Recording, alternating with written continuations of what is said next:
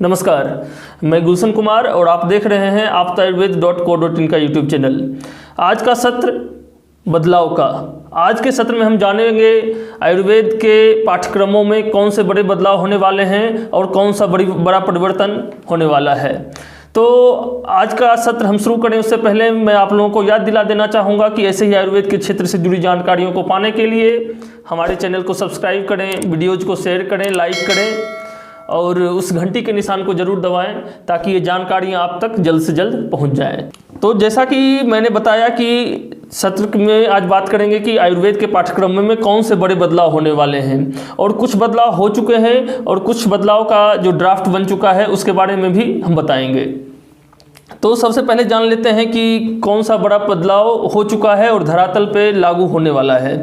तो बात करते हैं कि जैसा कि CCIM central council of Indian medicine के बारे में आप लोग जानते हैं। CCIM के द्वारा एक नोटिस दिया जाता है दिनांक 5 फरवरी को एक नोटिस आता है किसके रिगार्डिंग, इसी बदलाव के रिगार्डिंग। तो सबसे पहले जान लेते हैं बदलाव किस लिए आ रहा है। तो BMS में जितने स्टूडेंट आ रहे हैं, एडमिशन लिए हैं फर्स्ट ईयर वालों के लिए, तो सबसे पहले आज उस बदलाव के बारे में जानेंगे जो कि डिटेल में हम बताएंगे आपको। तो इसमें है कि इस बदलाव के बारे में अगर हम देखें तो पहले इसके पीछे की क्या कहानी है कि 3 फरवरी को ये डिसाइड किया गया और 5 फरवरी को नोटिस आता है CCIM के द्वारा कि ये है क्या। तो ये है ट्रांजिशनल करिकुलम एक्टिविटी एक लाया जाएगा जो कि 15 डेज का है ये प्रोग्राम, जो कि फर्स्ट ईयर वालों में जो मतलब अभी एडमिशन हो गया है तो पाठ्यक्रम में जो शुरू हो उससे पहले का ये ट्रांजिशनल करिकुलम लाया गया है।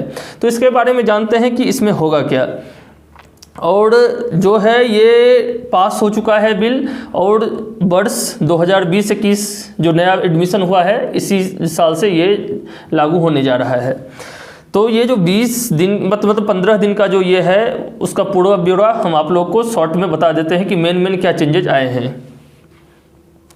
तो अगर हम डे 1 से शुरू करें तो जैसा कि देखिए अगर सच्चाई बताएं आप लोगों को तो थोड़ा सा डिमोटिवेट होके ही इस तरफ आते हैं लोग। तो उसी मोटिवेशन को फिर से पुनर्जागरण करने के लिए जो सरकार के द्वारा ये कदम उठाया गया है ताकि बच्चों में मनोबल कम ना हो और उस नए मनोबल के साथ आयुर्वेद के पाठ्यक्रम को फिर से शुरू किया जाए।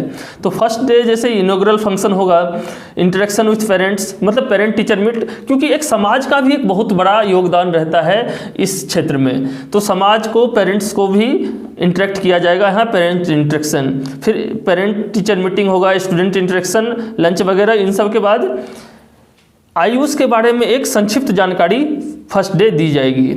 और इस जो ये 15 दिन का प्रोग्राम है इसमें मेन जो मतलब फोकस किया गया है उसमें लैंग्वेज पे।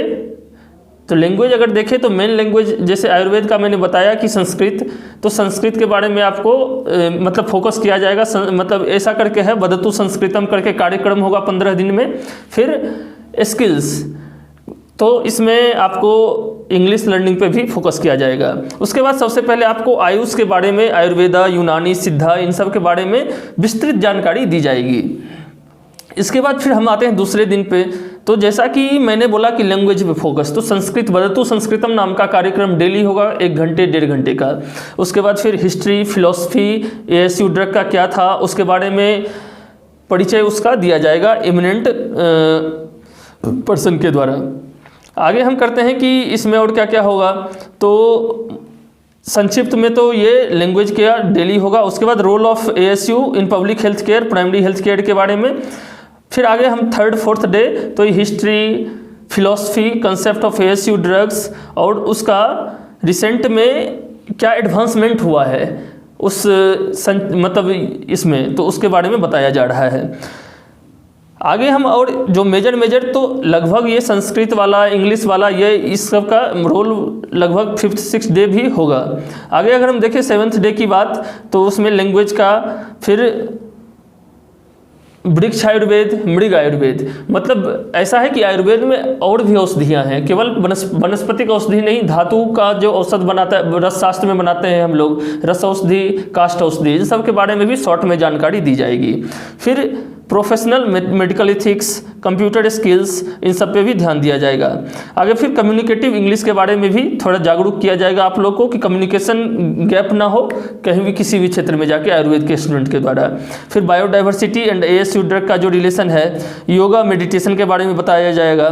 तो ऐसा करते करते लगभग 10th डे पे अगर हम आएँ तो 10th डे के पे जाके आपको सिलेबस के बारे में बताया जाएगा कि क्या सिलेबस है आयुर्वेद का। उसके बाद 10th डे में HODs के जो वो लेक्चर्स होंगे और फिर कंप्यूटर स्किल्स, इन सब पे।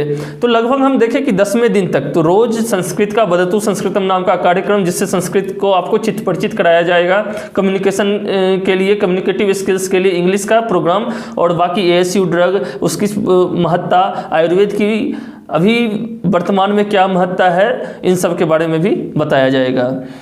आगे हम बात करें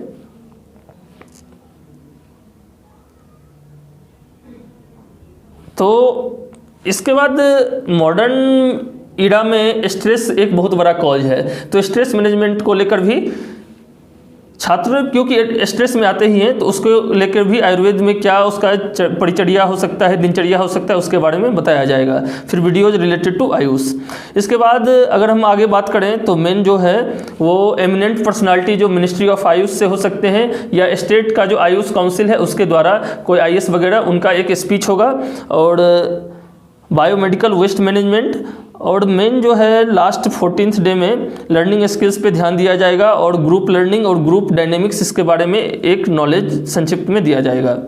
आगे हम लास्ट में 15th डे जो होगा उसमें फील्ड विजिट होगा, और अदर इंस्टीट्यूशन जो है, अगर एमिनेंट प्रैक्टिशनर का, जैसे कोई प्रैक्टिशनर है उनका कोई बड़ा रसशाला है, वहाँ ले जाया जाएगा इस सब में। तो एक बात और यहाँ छूट गया कि 13th डे या 14th डे हो जाएगा, उसमें सारे डिपार्टमेंट जो होंगे आपके इंस्टीट्यूट के, उसमें आपको ले जाया डिपार्टमेंट विजिट पे, सारे डिपार्टमेंट विजिट पे ले जाया जाएगा।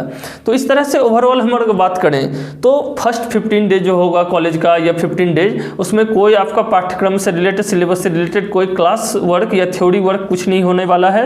उसमें मेन फोकस किया जाएगा आपका, सीधे शब्दों में कहे तो आयुर्वेद को समझना कैसे है, आयुर्वेद को जानना कैसे है, आयुर्वेद के पाठ्यक्रम को पढ़ना कैसे है, और उसकी महत्ता के बारे में आपको बताया जाएगा। तो और भी बदलाव, ये बदलाव तो धरातल पे आ चुके हैं, और भी बहुत सारे बदलाव BMS के कोर्सेज से, कुरिकुलम से रिलेटेड जो ड्राफ्ट हैं उसके बारे में भी हम अगले वीडियोज में बताएंगे। तब तक के लिए देखते रहिए आप आयुर्वेद। बहुत बहुत धन्यवाद।